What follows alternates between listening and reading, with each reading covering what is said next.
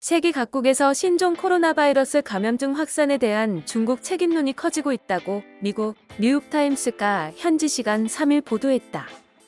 중국이 사태 초기 심각성을 제대로 알리지 않아 피해가 커진 만큼 보상을 요구하는 동시에 책임을 인정하지 않는 중국과의 관계도 재설정에 나섰다는 것이다. 마이크 폼페이오 미국 국무장관은 이날 ABC 뉴스에 출연해 코로나19 기원에 대해 우한의 연구소에서 나왔다는 상당한 양의 증거가 있다고 말할 수 있다. 거대한 증거가 있다며 중국은 숨기려고 시도하며 권위주의 정권이 하는 것처럼 행동했다고 말했다.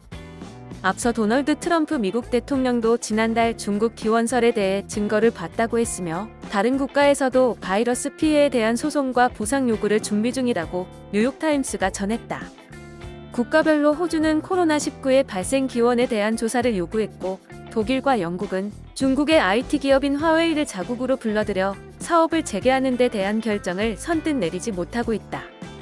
이와 함께 프랑스, 카자흐스탄, 나이지리아, 케냐, 우간다, 가나, 아프리카연합 등 최소 7개국이 최근 주재 중인 중국 대사들을 초치해 가짜뉴스 유포와 중국 광저우에서 일부 아프리카인이 집에서 쫓겨나는 등의 차별에 항의했다. 또 독일과 폴란드에서는 중국 대사관 측이 주재국 정부와 대기업들의 이번 사태에서 중국의 협조에 대한 감사 편지와 고마움을 나타내도록 종용하고 있다고 문제를 제기했다.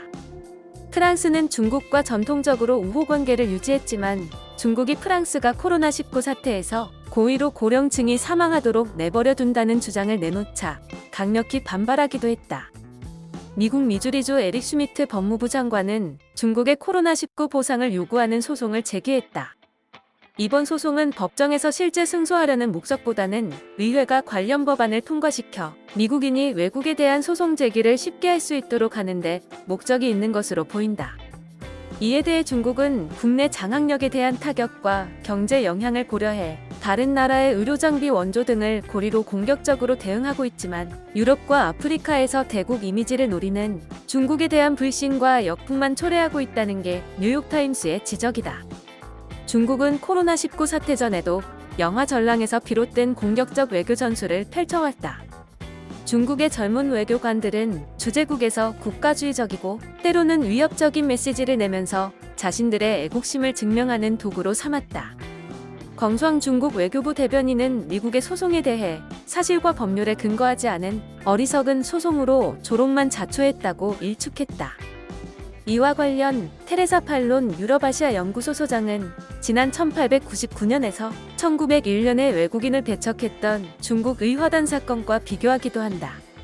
당시 중국 정부가 8개 국가를 상대로 수십 년에 걸쳐 거액의 배상금을 지불하면서 마무리됐던 전철을 밟지 않기 위해 적극적으로 대응한다는 의미다.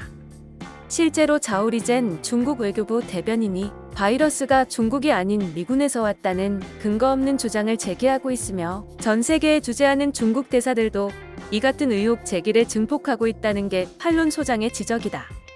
수잔 셔크 미국 캘리포니아 대학 21세기 중국 연구소 소장은 이러한 중국의 전략이 장기적으로 불신과 자국의 이해에도 악영향을 미칠 것이라며 중국이 바이러스를 잡아가면서 글로벌 파워로서 신뢰를 재건할 기회로 삼을 수 있었는데 선전선동 전술에 사로잡혀 버렸다고 주장했다.